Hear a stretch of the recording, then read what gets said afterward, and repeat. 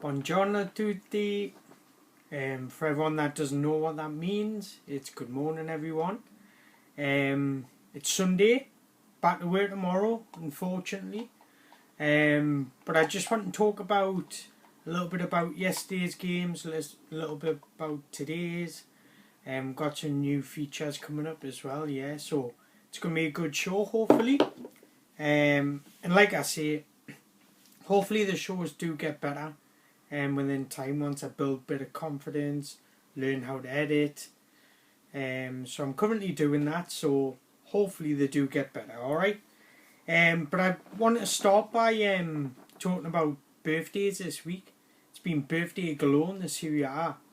A lot of legends have had their birthdays this week, so obviously Filippo Inzaghi, absolutely I adored the ground he walked on. I worshipped it. Every time he was in the national side, I thought we had a chance of scoring. He was just absolutely clinical for Italy, as well as AC Milan, as you know. Javier Zanetti, the one club man, absolutely crucial to Inter Milan all those years. He was like a father figure to most that were there. So, and obviously today is Max Allegri's, the ex-Juve manager. So a lot of Serie A legends have had a birthday week. So just wanted to give a shout out to them. But just going now, we're going to look at the scores that have already happened in the Premier League and what my predictions were to those. If anyone looked at my predictions on Twitter, don't bet with my advice.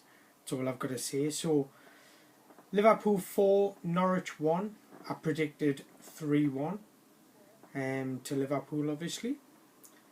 West Ham 0, City 5, which by the way is an incredible scoreline. It's not a lot of people knew what to expect from West Ham. Kind of like that team that's hitty-missy. 1 week they can blow your mind, and then next week they're terrible. But a bit on that in a minute. I predicted West Ham 2, Man City 3. So although I got the correct team in terms of who won the game, scoreline way off. My next game I did actually get one right, which was Bournemouth 1, Sheffield United 1. I think a lot of people would have predicted a draw for that game. Sheffield, just because of newcomers to the Premier League, they would have been on a high. Bournemouth, I don't know, they're more hit-and-missy than West Ham. The 1 week, they're absolutely, the front three just blow your mind, and then the next week, the defence just lets them all down. So, yeah, I'm glad I at least got one right. Actually, I got two right. So Bournemouth 3, Southampton 0. I predicted Burnley 3, Southampton 0. I predicted Burnley 1, Southampton 2. I don't know why. I think I was just looking at Ralph Hasenhüttl and the recruitment he's made, but yeah, looks like I was way off on that one. Crystal Palace 0, Everton 0. I was going to put a draw for this game, but I thought just with what's happening at Palace, they might be a bit on edge, losing Wan-Bissaka. Obviously, Zaha wasn't starting, so I just thought Everton just had that edge just to get a result. Obviously, a point away from home isn't too bad, but I would expect them to get the 3 points, especially that early in the season. And then we'll go on to probably the most unpredictable scoreline of the week, which was Watford 0, Brighton 3. I predicted Watford 2, Brighton 0. Watford, what are you playing at? I predicted Brighton to finish bottom of the Premier League table this year, and they've got off to an absolute flyer. So yeah, Watford, you need to give your head a wobble. actually got the scoreline right, which was Spurs 3, Aston Villa 1. A lot of I kind of just think Spurs' quality just shone through in that game. Villa didn't play too bad at all, defended well, especially the first half. Then once they begin to tire, Spurs' quality just shone through. But big shout out to my team, my player this season, Ndombele. I thought he was, once he got into the game, he was good.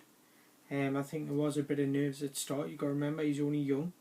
But yeah, he scored in his debut, so happy days. Keep it up, Ndombele. Just going back on the City game, I just want to talk about Sebastian Haller, because putting the scoreline aside, I think he played very well in his debut. And his comments leading into the game were quite funny as well. Can't remember them off the top of my head, but it was something along the lines of you could have given us an easier game to begin with. Man City, I don't even know if I get a touch of the ball or something like that, which I thought was great. Shows he's got character in him. Yeah, but I thought he led the line brilliantly, held the ball up well, he brought players into the game, he looked to get him behind. I just think there wasn't much support for him, but I really do think in other games against lesser opposition, should I say, he'll do well. But going on to today's games, I actually think probably the fixture of the day is not on telly. So you've got Newcastle against Arsenal 2 o'clock, and Man United against Chelsea. I think kickoff's 4:30. But the game of the day for me would actually be Leicester against Wolves. I just think that's so unpredictable, can go again either way. I do think Leicester might win it just because of the Europa League that Wolves have been playing in. Leicester might just have that little bit more freshness in them and just might have that cutting edge to win the game. So I'm going to predict Leicester 2, Wolves 1. Newcastle United 1, Arsenal 2. Man United 1, Chelsea 1. So they're my predictions for Sundays. Just going back on the Arsenal game, it's going to be funny to see who Arsenal pick as skipper. Because obviously, because Shelney's left, they haven't yet picked one. I'd love it to be David Luiz, just for his first game, his debut, skipper. And more than likely, he'll probably get sent off as well. He'll do something stupid, so it would be hilarious to see that. But I do think they might go with Xhaka as skipper. I don't think a lot of Arsenal fans would be pleased with that either. So yeah, I would love to hear your thoughts on that, your comments, anything. Yeah, just comment in below. So I brought a new feature for a weekend episode. I just think I'm bringing it in. I would normally do it on a Monday, after Sunday, obviously, Sunday's fixtures, but I'm going to bring it in today because there's 2 standout candidates for it already. And it's called Give Your Head a Bloody Wobble. Look at that, I've even brought a little toy in as well. So Watford getting beat off Brighton 3-0 at home. They should have been flying out the blocks for that game. The players should have been up for it. I just think they might have thought it was going to be easy, because a lot of people were predicting Brighton to go down. So I do think they might have just took the foot off the pedal a bit. But yeah, give your head a bloody wobble, Watford. And the next one's Jack Grealish. Not because I dislike him, I think he's a good player. I like the bloke. I do think he needs a haircut, just like me. Plan on getting a cut soon, and a shave actually. But yeah, going back on that, Jack Grealish, he's lost 19 of his last Premier League games. Now, if that's not him for a give your head a bloody wobble, I don't know what it is. So yeah, Jack Grealish, so make sure you get a haircut, that might win you the game. But I'm going to go on Player of the Day as well, which is a new feature. My Player of the Day for Saturday was Raheem Sterling. I thought he was brilliant.